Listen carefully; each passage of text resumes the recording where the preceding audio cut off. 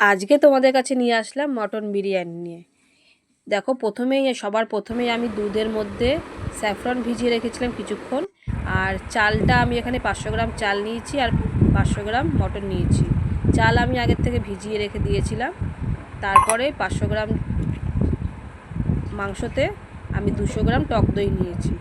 তারপরে একে একে আমি সব দেবো। দেখো দু চামচ ধনের গুঁড়ো, 1 চামচ জিরের গুঁড়ো,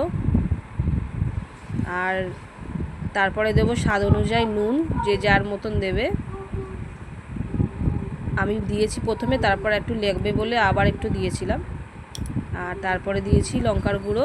লঙ্কার গুঁড়োটাও স্বাদ অনুযায়ী তোমরা দেবে, যে যেরকম ঝাল খায় সেরকম দেবে মাংসতে। এটা আমি এর আগেও করেছিলাম যদিও বিরিয়ানি, এটা আজ থেকে 3-4 বছর আগে করেছিলাম, যদিও তখন অতটা ভালো হয়নি, কিন্তু এইবার ভালো হয়েছে, যার জন্য তোমাদের কাছে দেখাচ্ছি। দেখো, এইবার আমি দিলাম হচ্ছে গোলমরিচ গুঁড়ো। তারপরে আমি দেব বিরিয়ানির মশলা, বেশি পরিমাণ না, সামান্য দেবে। এটা আমি বিরিয়ানি মশলা 1 চামচ দিয়েছি। তারপরে আদা রসুন পেঁয়াজ বাটা 4টে পেঁয়াজ নিয়েছি, পেস্ট করে রেখে দিয়েছিলাম, সেই পেস্টটা আমি এখানে দিয়ে ভালো মতন মাখিয়ে রেখে দেবো। 2 ঘন্টা তো মাখিয়ে রাখতেই হবে। আর কেউ যদি ভেবে রাখে যে আমি পরের দিন সকালবেলা করব, তাহলে আগের দিন রাত্রিবেলা মেখে রাখলেও হবে। আর যদি বেলাতে করো 2 ঘন্টা আগে মেখে রেখে দিতে হবে। কিন্তু দেখো, এদিকে আমার হাঁড়িতে জল গরম হয়ে গেছে। আমি এখানে গোটা গোলমরিচ দিয়েছি, আর 2টো তেজপাতা দিয়েছি। আর ভাতে যাতে নুনটা হয় সেই অনুযায়ী সামান্য নুন দিয়েছি। তারপরে 1 চামচ সাদা তেল দিয়েছি, যাতে ভাতটা না লেগে যায়। এরপরে যেই চালটা আমি ভিজিয়ে রেখে দিয়েছিলাম, সেই চালটা জল ঝরিয়ে সেই চালটা আমি এখানে দিয়ে দেবো।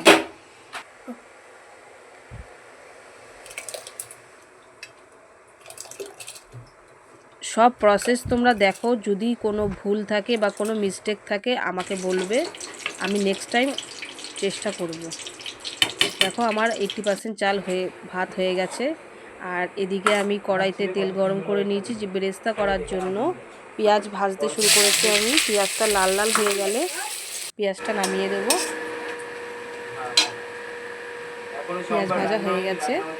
এবার কড়াইতে আবার সাদা তেল দেবো। 2 চামচ সাদা তেলের সাথে 1 চামচ ঘি দিয়েছি আমি। তারপরে এখানে আবারও আমি 2টো তেজপাতা দিয়েছি আর গোটা গরম মশলা দিয়েছি।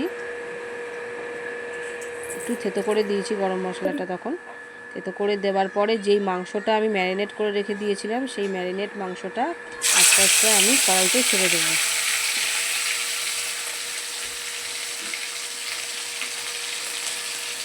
আর জল তোমরা দেবে না, যদিও জল দাও তাহলে গরম জল এখানে অ্যাড করবে।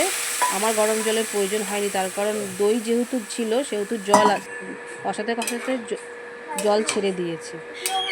দেখো, এটাকে ভালো মতন কষিয়ে নিতে হবে। কষিয়ে নিয়ে আমি তারপরে এটাকে ওপর দিয়ে আবারও একটু গোলমরিচ গুঁড়ো আর বিরিয়ানির মশলা উপর দিয়ে ছড়িয়ে দিয়েছি। গন্ধটা তখন কিন্তু খুব সুন্দর বেরোচ্ছিল, যদিও তোমরা সেটা পাবে না। এরপরে আমি এটা যেহেতু মটন ছিল তাই সেদ্ধ করতে হবে, তাই সেদ্ধর জন্য আমি প্রেশার কুকারে বসিয়ে দিয়েছিলাম।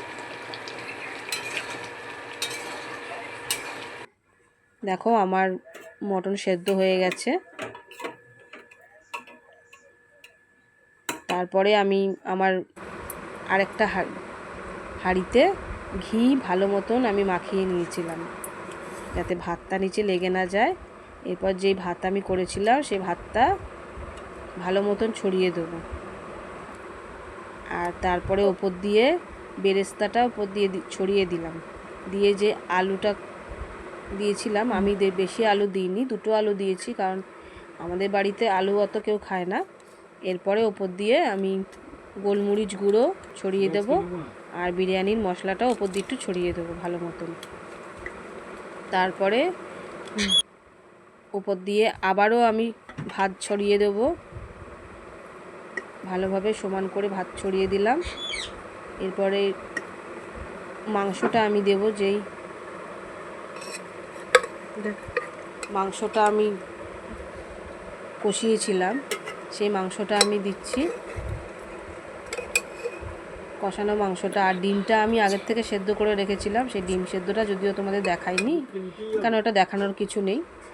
ডিম সেদ্ধ করেছি, ডিম সেদ্ধটাও এখানে দিয়ে দিলাম।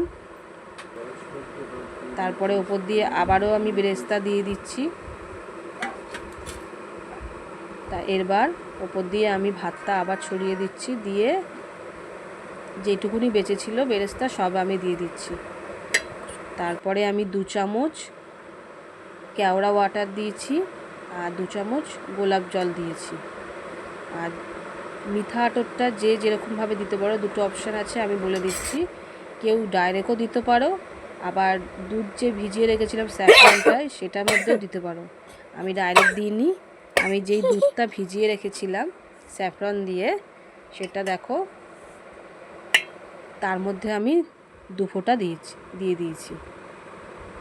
দিয়ে ওই জল, দুধে গোলা জলটাকে পুরো উপর দিয়ে আমি চামচের সাহায্যে উপর দিয়ে পুরো ছড়িয়ে দিলাম।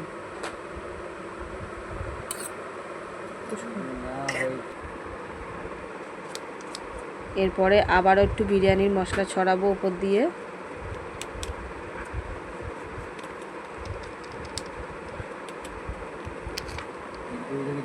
আর বাকি যেই ভাতগুলো আমার ছিল অবশিষ্ট, সেই ভাতগুলো পুরো আমি উপরে দিয়ে দিলাম। তারপরে আটা মেখে রেখে দিয়েছিলাম, সেই আটাটা আমি উপর দিয়ে ভালো মতো মেখে দিয়েছিলাম। আর এদিকে কড়াইতে আমার জল গরম হয়ে গেছে, এই স্ট্যান্ড বসিয়ে ওই হাঁড়িটাকে বসিয়ে দিয়েছি। দেখো আমার বিরিয়ানি তৈরি। যদি কোনো ভুল হয়ে থাকে তোমরা বলো, আমি নেক্সট টাইম করার চেষ্টা করব। তবে এই যে বিরিয়ানিটা করেছি এতদিন পরে, সবার ভালো লেগেছে, সবাই খেয়ে ভালোও বলেছে। টাটা।